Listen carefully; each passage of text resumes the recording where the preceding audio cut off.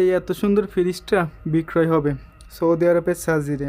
তো যারা এই এরিয়াতে আছেন, যদি কেনার দরকার হয় তো আমার মেসেঞ্জারে কিংবা কমেন্ট করবেন, আমি ভিতরটা দেখাই।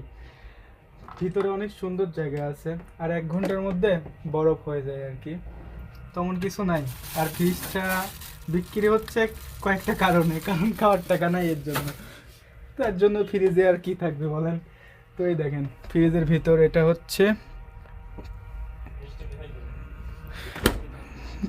বরফ আর এটা হচ্ছে নর্মাল।